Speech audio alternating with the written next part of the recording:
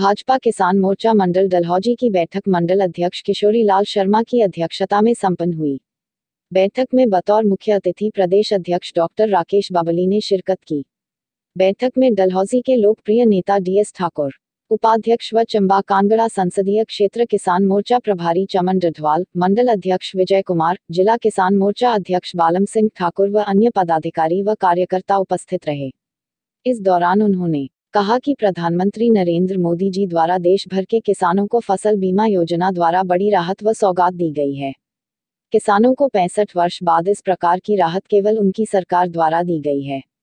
केंद्र सरकार द्वारा किसानों के हित में ऐतिहासिक कानून के बारे में विपक्ष द्वारा फैलाए जा रहे भ्रम से भाजपा किसान मोर्चा के कार्यकर्ताओं व पदाधिकारियों के माध्यम से हर किसान तक पहुंचकर इस कानून के बारे में जानकारी देने पर भी सांगठनिक सहमति बनी है।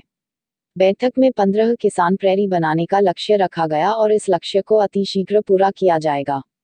हिमाचल तेज खबर के लिए सुंडला से दिनेश राणा की रिपोर्ट। बॉम्बे बेचो आपका दिल करो, कानपुर बेचो आपका दिल करे तो अमृतसर बेचो, तो कितना इससे हमें फायदा है किसानों को। फिर कांग्रेस नहीं चाहती कि आपको फायदा हो, किसान दबा रहे।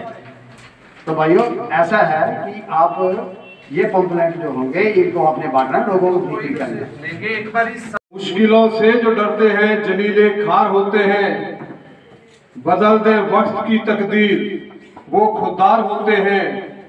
हजारों डूबते हैं नाखुदाओं के भरोसे पर, जो खुद चप्पू चलाते हैं वो अक्सर पार होते हैं, वो अक्सर पार होते हैं। समय भाई डीएस ठाकुर जी, हमारे मोर्चा के सभी पदाधिकारी, चमन सिंह डढवाल जी ने आगे बढ़ाया किसानों की स्थिति सारे देश के अंदर कैसी है। और हम सबका सौभाग्य है कि देश का नेतृत्व माननीय मोदी जी, जिन्होंने 2015 में घोषणा की कि इस देश की अर्थव्यवस्था का मूल आधार कृषि है, और मेरे देश का किसान, उन्होंने जब संसद में उद्बोधन किया कि मेरे देश का किसान आजादी के बाद एक बड़े विकास को तरस रहा है। आपने देखा इतिहास में पहली बार, मैं मित्रों यहां एक चर्चा करना चाहूंगा कि 2014 में जब मोदी जी को प्रत्याशी बनाया गया कि उनके नेतृत्व में चुनाव होगा, वो गुजरात के मुख्यमंत्री थे।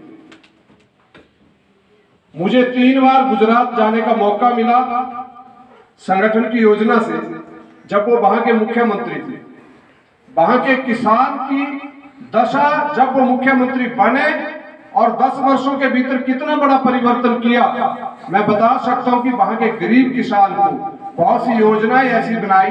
कांग्रेस के बड़े बड़े नेता भाषण देते थे, पहले उनके प्रधानमंत्री भी भाषण देते थे कि हम 1 रुपया भेजते हैं किसान के लिए, मजदूर के लिए, गरीब के लिए केंद्र से, लेकिन वो जाते जाते जब तक वहां पहुंचता है तो केवल 16 पैसे पहुंचते थे,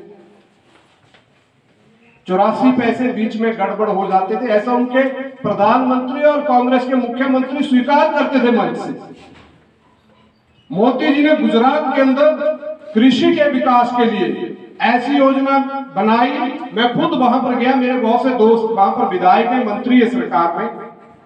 हमने वहां पर देखा मोदी जी ने ऐसी योजनाएं बनाई कि अगर वहां से वो 1 रुपया भेजते थे तो सीधा 1 रुपया गरीब किसान को मिलता था। और देश के अंदर भी हमने उस समय, जब वो प्रधानमंत्री के लिए प्रत्याशी बने, हमारे पास जो मैनिफेस्टो टीम थी कृषि के लिए, उसमें हमने लिख के दिया था, मैं उसका मेंबर था।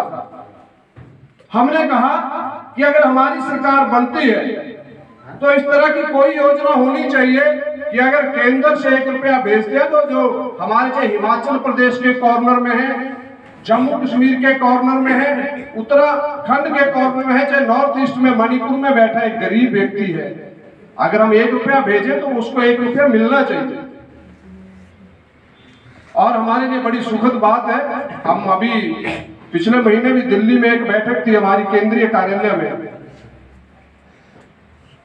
तो हमने उसमें कहा था कि हमारी उस मांग को पूरा किया गया। मोदी जी ने किसान सम्मान निधि, जिसका जिक्र मेरे से पूर्व वक्ताओं ने भी किया, इस देश के अंदर सबसे गरीब 10 करोड़ किसानों के खाते में 6-6 हजार रुपया, केंद्र से 6,000 भेजा, उनके खाते में सीधा 6,000 गया। नहीं तो कांग्रेस की सरकारों में 6,000 चढ़ता था और वहां पर 1,000 भी नहीं पहुंचता।